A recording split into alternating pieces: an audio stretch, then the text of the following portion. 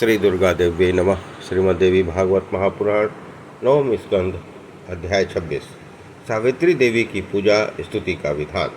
नारद जी ने कहा, भगवान, अमृत की तुलना करने वाली तुलसी की कथा मैं सुन चुका। अब आप सावित्री का उपाख्यान कहने की कृपा करें। देवी सावित्री वेदों की जननी है, ऐसा सुना गया है। ये देवी सर्वप्रथम किससे प्रकट हुई? सबसे पहले इनकी किसने पूजा की और बाद में किसने? भगवान नारायण कहते हैं, मुने, सर्वप्रथम ब्रह्मा जी ने वेदजननी सावित्री की पूजा की। तत्पश्चात ये देवताओं से सुपूजित हुई। तदंतर विद्वानों ने इनका पूजन किया। इसके बाद भारतवर्ष के राजा अश्वपति ने इनकी उपासना की। तदंतर चारों वर्णों के लोग इनकी आराधना में संलग्न हो गए। नारद जी ने पूछा, ब्राह्मण, राजा अश्वपति कौन थे? किस कामना से उन्होंने सावित्री की पूजा की थी? भगवान नारायण बोले, मुने, महाराज अश्वपति मध्य देश के नरेश थे। शत्रुओं की शक्ति नष्ट करना और मित्रों को कष्ट का निवारण करना इनका स्वभाव था। उनकी रानी का नाम मालती था। धर्मों का पालन करने वाली वह महाराज्ञी राजा के साथ इस प्रकार शोभा पाती थी जैसे लक्ष्मी भगवान विष्णु के साथ नारद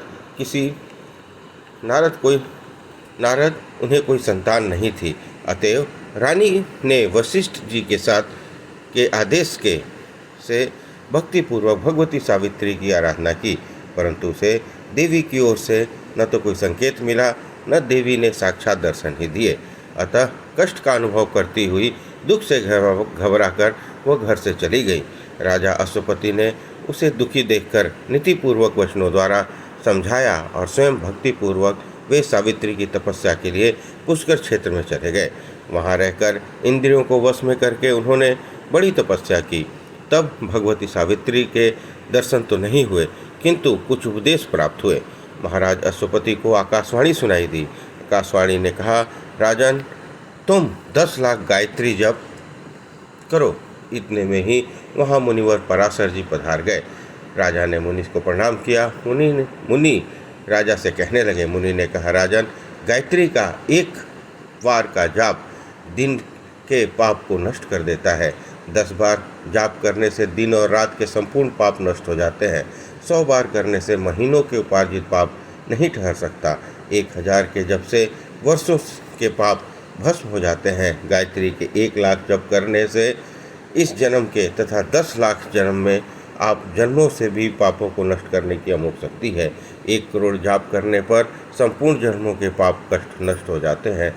10 करोड़ गायत्री जब ब्राह्मणों को मुक्त कर देता है। ब्राह्मण को चाहिए कि पूर्वाभिमुख बैठकर हाथ में सर्प के फन के समान कर लें। उंगली के पूर्व में क्रमशः नीचे और ऊपर गिनते हुए जप करें। यही करमाला का क्रम है।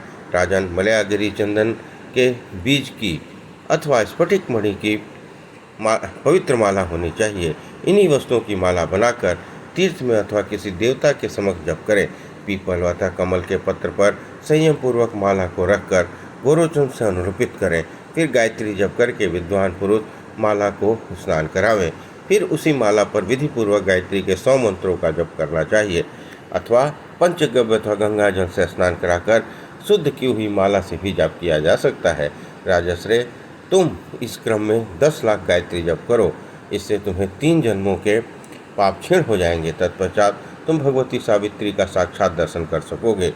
राजन, तुम प्रतिदिन मध्याह्न, सायं और प्रातः काल की संध्या पवित्र होकर निरंतर करना, क्योंकि संध्या न करने वाला पवित्र व्यक्ति संपूर्ण कर्मों के लिए सदा अनधिकारी हो जाता है। वह दिन में जो कुछ सत्कर्म करता है उसके फल से वंचित रहता है। जो प्रातःकाल एवं सायंकाल की संध्या नहीं करता वह ब्राह्मण संपूर्ण ब्रह्मोचित कर्मों से बहिष्कृत माना जाता है। जीवन पर्यंत त्रिकाल संध्या करने वाले ब्राह्मण में तेज अथवा तप के प्रभाव से सूर्य के समान तेजस्विता आ जाती है। ऐसे ब्राह्मण की चरण रस से पृथ्वी पवित्र हो जाती है। जिस ब्राह्मण के हृदय में संध्या के प्रभाव से पाप स्थान नहीं पा सकते वह तेजस्वी द्विज जीव मुक्त ही है। इसे स्पर्श मास से संपूर्ण तीर्थ पवित्र हो जाते हैं। पाप उसे छोड़कर वैसे ही दूर भाग जाते हैं जैसे कि गरुड़ को देखकर सर्प में भगदड़ मच जाती है। त्रिकाल संध्या न करने वाले द्विज के लिए दिए हुए पिंड और तर्पण को उसके पितर इच्छापूर्वक ग्रहण नहीं करते तथा देवगण भी स्वतंत्रता से उसे लेना नहीं चाहते। उन्हें इस प्रकार कहकर मुनिवर पराशर ने राजा अश्वपति को सावित्री की पूजा का संपूर्ण विधान और ध्यान आदि अभिलषित प्रयोग बतला दिए। उन महाराज को उपदेश देकर मुनिवर अपने स्थान को चले गए। फिर राजा ने सावित्री की उपासना की। उन्हें उनके दर्शन प्राप्त हुए और अभीष्ट वर भी प्राप्त हुआ। नारद ने पूछा, भगवान, मुनिवर पराशर ने सावित्री के किस स्थान और किस पूजा विधान और किस स्त्रोत और किस मंत्र से उपदेश दिया था तथा राजा ने किस विधि से श्रुति जननी सावित्री की पूजा करके किस वर को प्राप्त किया था, किस विधान से भगवती उनसे सुपूजित हुई, मैं ये सभी प्रसंग सुनना चाहता हूँ। सावित्री की श्रेष्ठ महिमा अत्यंत रहस्यमयी है, कृपया मुझे सुनाइए। भगवान नारायण कहते हैं, नारद, ज्येष्ठ कृष्ण त्रयोदशी के दिन संयम पूर्वक रहकर चतुर्दशी के दिन व्रत करके शुद्ध समय में भक्ति के साथ देवी सावित्री की पूजा करनी चाहिए। ज्येष्ठ कृष्ण त्रयोदशी के दिन संयम पूर्वक रहकर चतुर्दशी के दिन व्रत करके शुद्ध समय में भक्ति के साथ भगवती सावित्री की पूजा करनी चाहिए। यह 14 वर्ष का व्रत है। इसमें 14 फल और 14 नैवेद्य अर्पण किए जाते हैं। पुष्प और धूप तथा यज्ञोपवीत आदि से विधि पूर्वक पूजन करके नैवेद्य अर्पण करने का विधान है। एक मंगल कलश स्थापित करके उस पर पल्लव रख दें।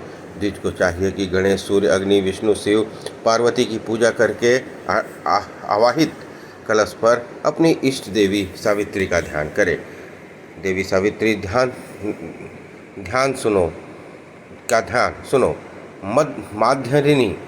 माध्यान्ही शाखा में इसका प्रतिपादन हुआ है। स्तोत्र, पूजा विधान तथा समस्त कामप्रद मंत्र भी बतलाता है। वह यह है, भगवती सावित्री का वर्ण तपाए हुए स्वर्ण के समान है। ये सदा ब्रह्म तेज से दीप्तिमान रहती हैं। इनकी शोभा ऐसी है मानो ग्रीष्म ऋतु में मध्यकालीन सहस्त्रों सूर्य हों। इनके मुख पर मुस्कान छाई रहती है। रत्नमय आभूषण उन्हें अलंकृत किए हुए हैं। 2 विशुद्ध चिन्मय वस्त्रों में इन्होंने धारण कर रखा है। भक्तों पर कृपा करने के लिए वे ही साकार रूप से प्रकट हुई हैं। जगत माता प्रभु की इन प्राण प्रिया को सुखदा, मुक्तिदा, शांता, सर्व संपत्ति स्वरूपा तथा सर्व संपत्ति दात्री कहते हैं। वे वेद की अधिष्ठात्री देवी हैं। वेद शास्त्र इनके स्वरूप है। मैं ऐसी वेद भी स्वरूपा वेद माता भगवती सावित्री की उपासना करता हूँ। इस प्रकार ध्यान करके नैवेद्य अर्पण करें। फिर श्रद्धा के साथ कलश के ऊपर भगवती सावित्री का आह्वान करें।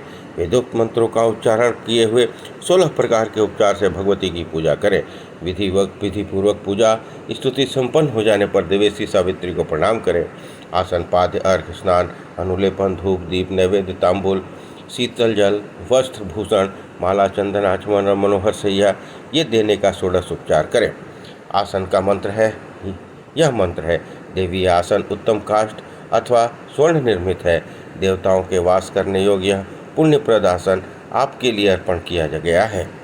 पाद्य, देवी यह तीर्थ का पवित्र जल पाद्य के रूप में मैंने आपको समर्पण किया है। प्रीति उत्पन्न करने वाला यह पाद्य पूजा का एक प्रधान अंग माना गया जाता है। अर्घ, देवी दूब, फूल, तुलसी और शंख के जल से इस अर्घ को सजाया गया है। ऐसे पवित्र और पुण्यमय अर्घ मेरे द्वारा आपके लिए निवेदित है। स्नान, देवी चंदन मिलाकर इस जल को सुगंधित किया गया है तथा साथ में सुगंध प्रकट करने वाला यह तेल भी है। स्नान करने योग्य इस जल को भक्तिपूर्वक मैंने आपके लिए अर्पण किया है, इसे स्वीकार करें। अनुलेपन, अंबिके जो सुगंधित वस्तुओं से बना है, जिसके गंध फैल रही है तथा चंदन के जल से गीला किया हुआ है, ऐसा यह प्रीति बढ़ाने वाला पवित्र अनुलेपन मैंने भक्तिपूर्व आपके लिए निवेदित किया है, स्वीकार करें। धूप, परमेश्वरीय उत्तम धूप सर्वमंगलमय संपूर्ण मंगलों को देने वाला तथा पुण्यप्रद है, आप इसे स्वीकार करें। दीप, देवी सुगंध युक्त और सुखदायी यह प्रकाश फैलाने वाला यह दीप को जगत के प्रदर्शनार्थ मैंने आपके अर्पण किया है।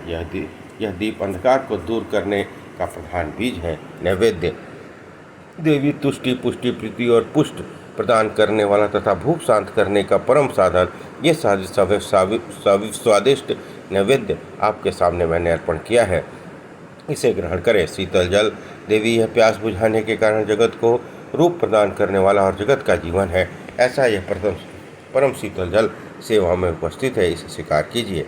वस्त्र परमेश्वरी रुई और रेशम से बने हुए इस वस्त्र को ग्रहण कीजिए। शरीर के लिए यह शोभा स्वरूप है। ऐसे धारण करने से सभा में परम प्रतिष्ठा प्राप्त होगी। भूषण देवी स्वर्ण आदि रत्नों से निर्मित सदा प्रदीप्त रहकर शोभा बढ़ाने वाला और सुखदायी पुण्यप्रद इस रत्न आभूषण को आप स्वीकार करें। फल अनेक वृक्षों के उत्पन्न विविध रूप वाले फल स्वरूप तथा फल प्रदान करने में साधन इस फल को ग्रहण कीजिए। माला देवी अनेक प्रकार के पुष्पों से बनी हुई पुष्पमाला संपूर्ण मंगलों की प्रतिमा है।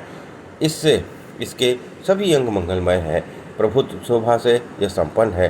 पुण्य प्रदान करने वाली इस माला की बड़ी प्रसन्नता होती है, अतः आप इसे ग्रहण करें। देवी आप पुण्यप्रद एवं अत्यंत सुगंधपूर्ण इस चंदन को स्वीकार करें। सिंदूर ललाट की शोभा बढ़ाने वाला सुंदर सिंदूर भूषणों में सर्वोत्तम माना जाता है, अतः आप इसे ग्रहण करें।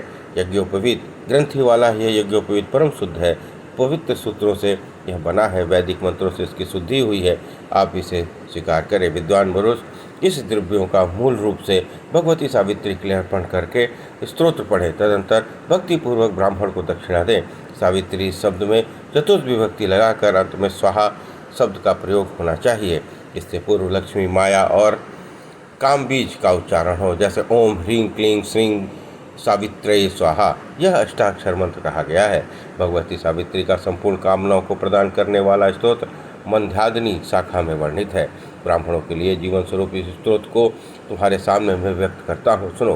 प्राचीन काल की बात है, भगवान श्री कृष्ण गोलोक धाम में विराजमान थे। उन्होंने सावित्री को ब्रह्मा के साथ जाने की आज्ञा दी, परंतु सावित्री उनके साथ ब्रह्मलोक जाने के लिए प्रस्तुत नहीं हुई। तब भगवान श्री कृष्ण ने कथानुसार ब्रह्मा जी भक्तिपूर्वक वेद माता सावित्री की स्तुति करने लगे। तदंतर सावित्री ने संतुष्ट होकर ब्रह्मा को पति बनाना स्वीकार कर लिया। ब्रह्मा जी ने सावित्री को इस प्रकार स्तुति की। ब्रह्मा जी ने कहा, सुंदरी तुम सच्चिदानंद स्वरूपा और मूल प्रकृतिमयी हो। तुम्हारा दिव्य विग्रह हिरण्यमय है। तुम मुझ पर प्रसन्न होने की कृपा करो। देवी तुम परम तेज स्वरूपा हो। तुम्हारे प्रत्येक अंग में परम आनंद व्याप्त है। द्विजातियों के लिए जाति स्वरूपा सुंदरी तुम मुझ पर प्रसन्न हो जाओ। सुंदरी तुम नित्य प्रिया, नित्य नंद स्वरूपा तथा संपूर्ण मंगलमयी देवी हो। मैं तुम्हारी प्रसन्नता चाहता हूँ, कृपा करो शोभने। तुम ब्राह्मणों के लिए सर्वस्व हो। तुम सर्वोत्तम और मंत्रों की सार तत्व हो। तुम्हारी उपासना से सुख और मोक्ष सुलभ हो जाते हैं। मुझ पर प्रसन्न हो जाओ सुंदरी। तुम ब्राह्मणों के पाप रूपी ईंधन को जलाने के लिए प्रज्वलित अग्नि हो। ब्रह्म तेज प्रदान करना तुम्हारा सहज गुण है। तुम मुझ पर प्रसन्न हो जाओ।